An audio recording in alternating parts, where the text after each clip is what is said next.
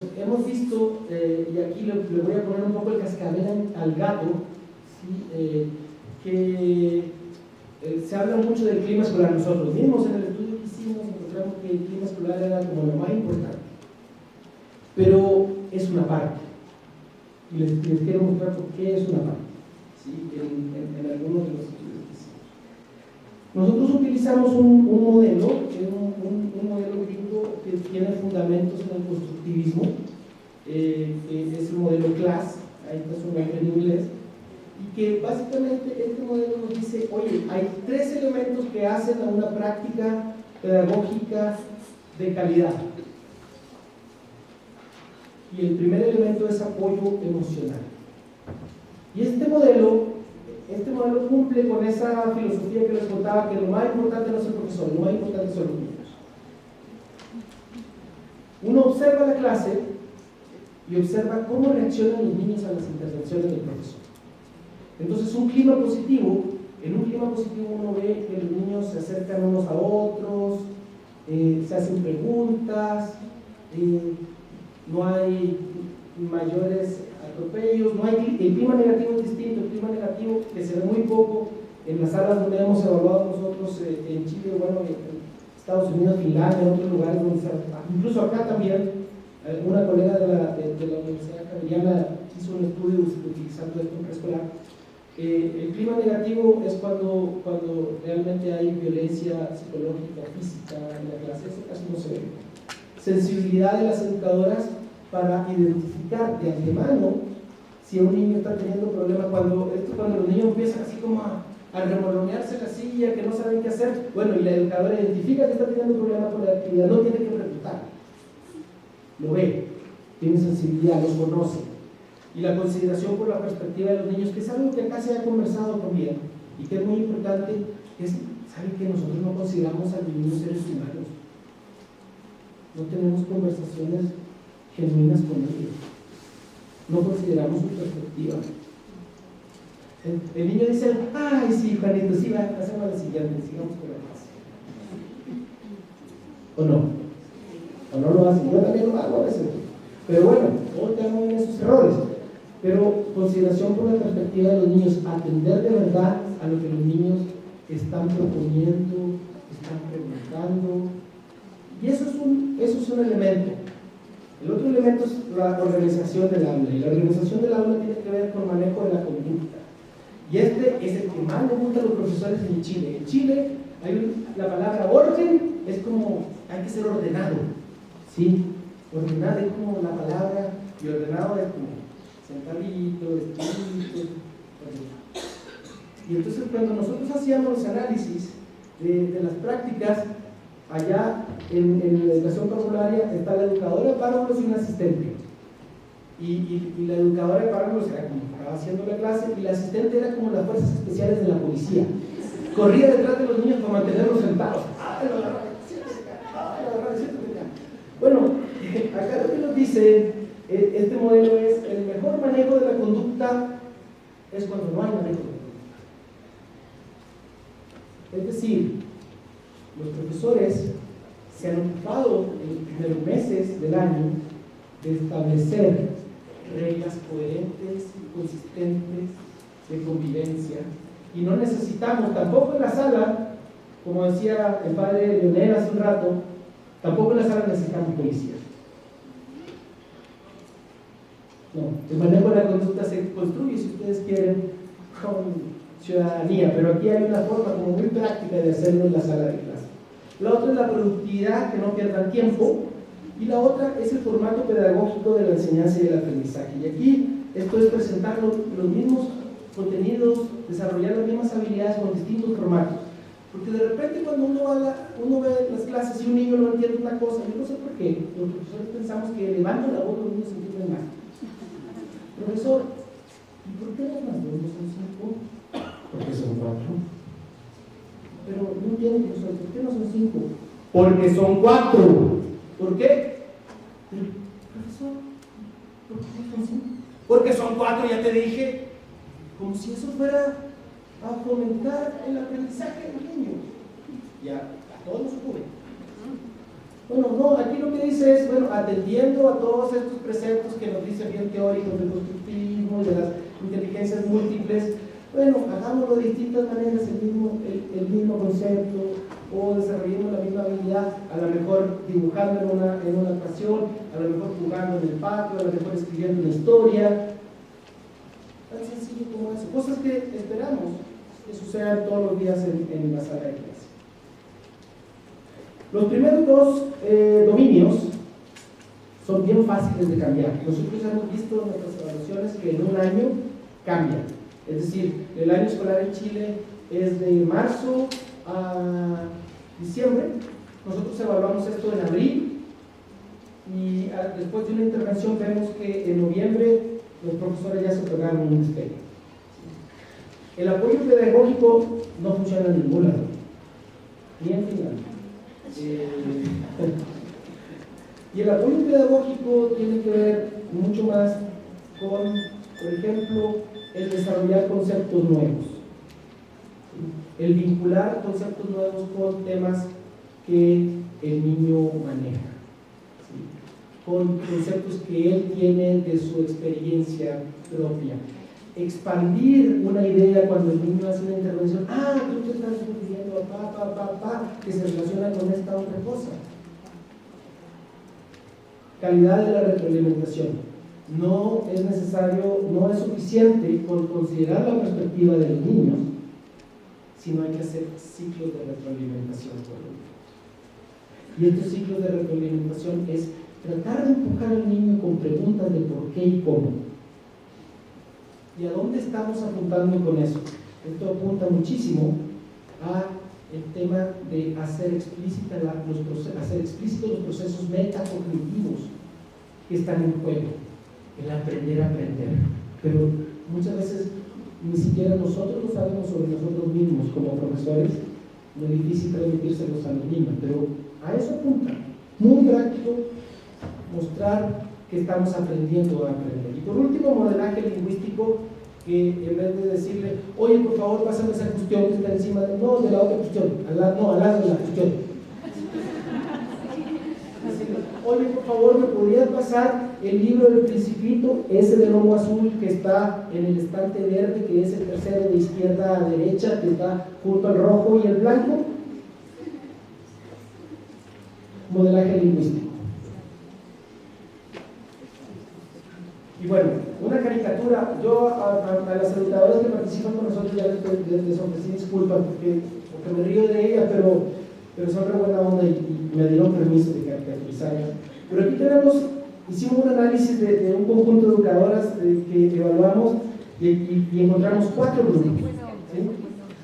A ver, déjenme les digo. Aquí está el grupo de las educadoras super top, este verdecito. El 0 es el promedio. ¿Sí? Y ellas están por encima del promedio de todo. ¿Sí? En apoyo emocional son educadoras que consideran a los niños.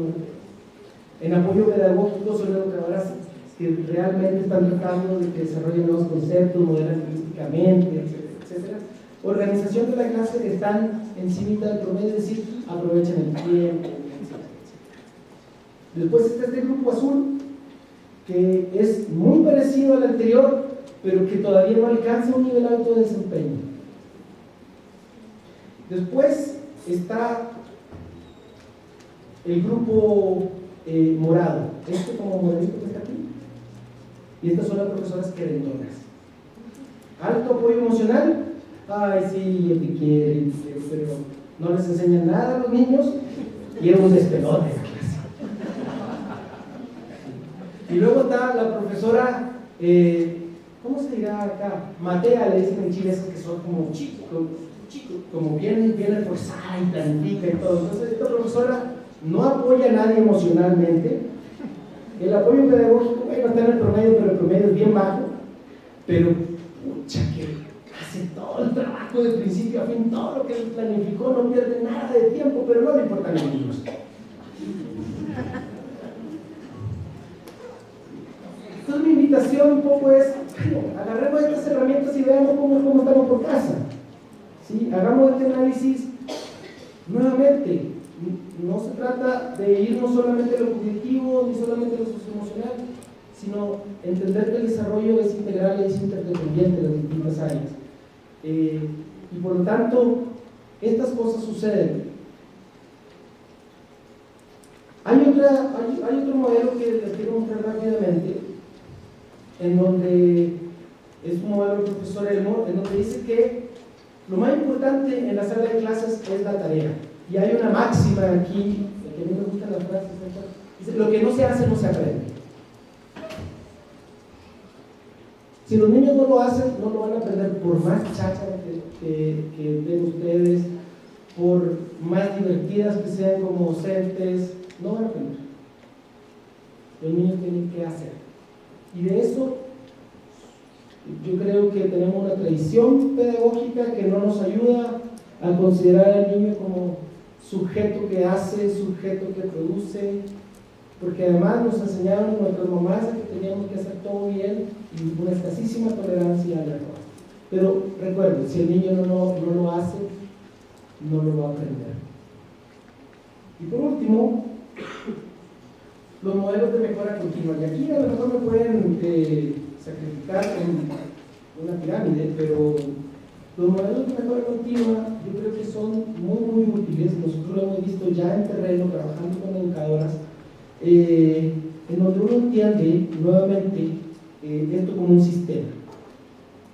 Si uno entiende la escuela como un sistema y la sala como un sistema, la gente que ha estudiado esto en otros ámbitos ha encontrado que el 94% del desempeño de una organización es atribuible al sistema, a estas semanas organizadas para cumplir con el objetivo de la misión. ¿Sí? Y todo sistema está perfectamente diseñado para lograr los resultados que quiere. Normalmente, lo que nosotros hacemos, y los ministerios de educación son expertos en eso, hacen diseños, invitan especialistas y trabajan y piensan y analizan la literatura. Entonces trabajan mucho, revisan mucho sus diseños y luego lo aprueban y lo implementan de manera generalizada en el mundo real. Y todos ustedes sufren en las escuelas porque están desapegados de la realidad. La gente en salud es mucho más inteligente que nosotros y por eso los médicos a veces tienen mejor estatus social que nosotros.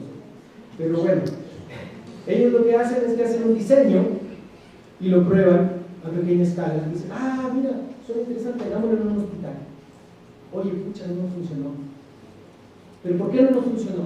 Mira, parece que no nos funcionó porque habíamos pensado que los pacientes iban a llegar en esta situación y teníamos un equipo de atención que era tal, pero realmente tenemos que cambiar la lógica de ese equipo de atención.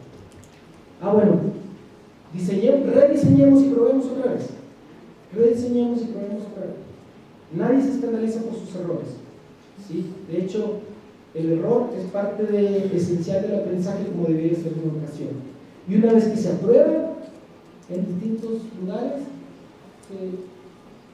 se prueba en distintos lugares, se aprueba y se hace una implementación generalizada. De aquí, estos modelos siguen algo que además está en la literatura de educación: el planificar, implementar, evaluar, ajustar. Está en la literatura de la pedagogía, pero no lo hacemos.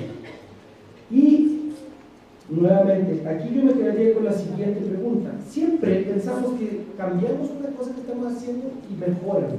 Hay una mejora. Y aquí se hace la siguiente pregunta: ¿cómo sabemos si un cambio es una mejora o no?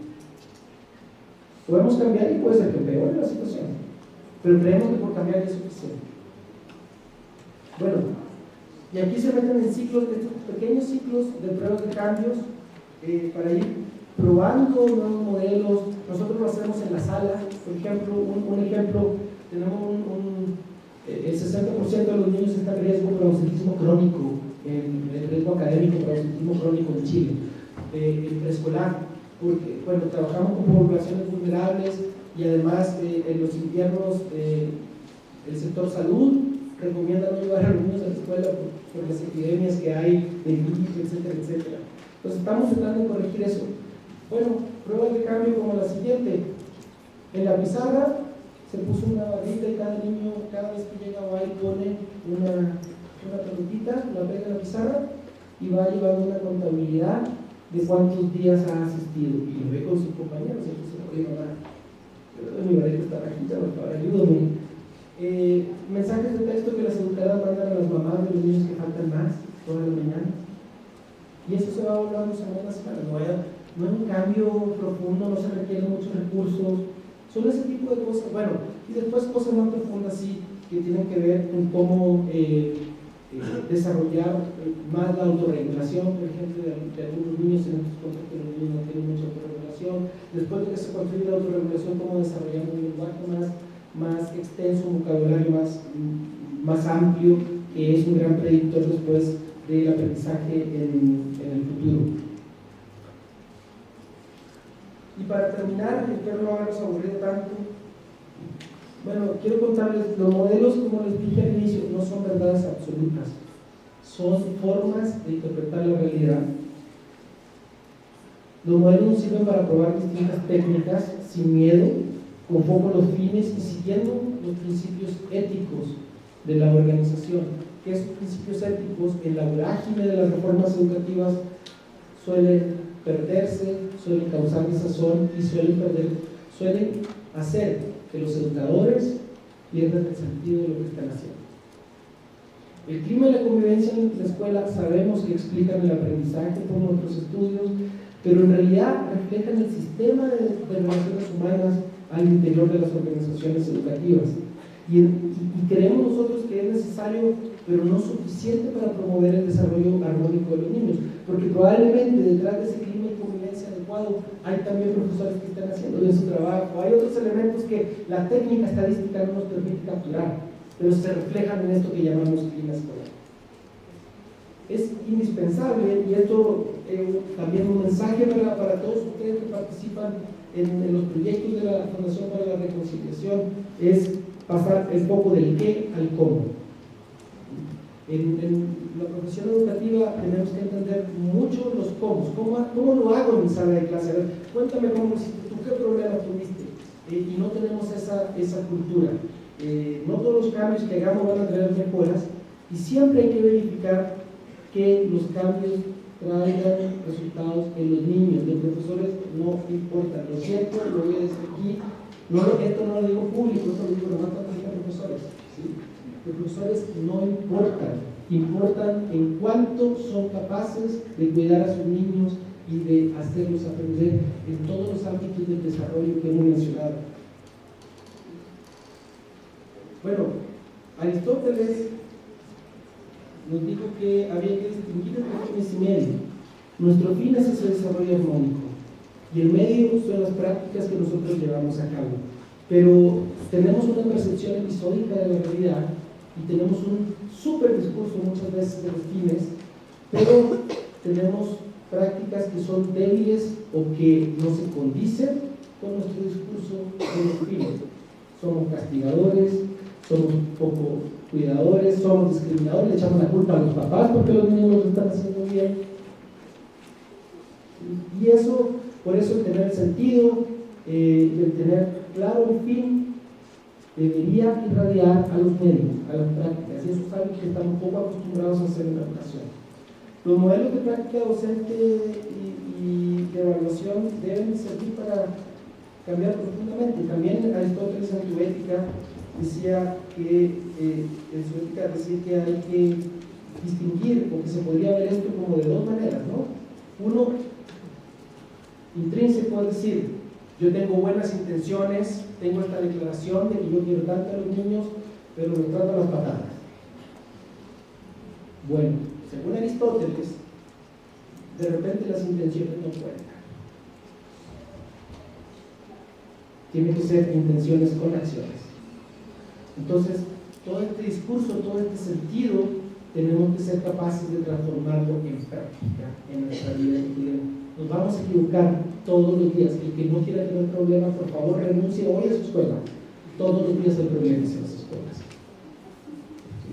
Esa es la característica.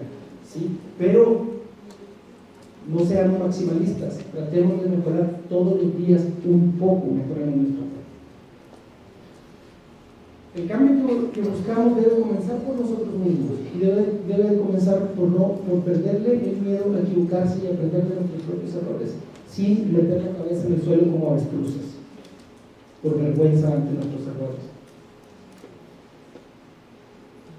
Y el sentido profundo de lo que hacemos tiene que ver con lo esencial que es invisible, lo que no podemos medir los economistas, los psicometristas. Nosotros no podemos medir la belleza de un vínculo de una profesora que le cambia la vida a un niño. Ustedes se acuerdan de sus profesoras, ¿no?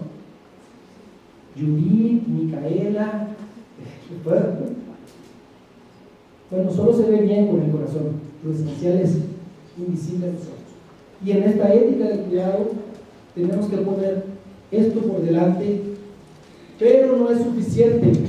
Es necesario añadirle la profesión docente, lo que nosotros sabemos, para efectivamente ayudar a los niños a salir adelante. Tomás Edison dice: no fallé 1000 veces, encontré simplemente 1000 maneras distintas de cómo no hacer una bombilla o foco.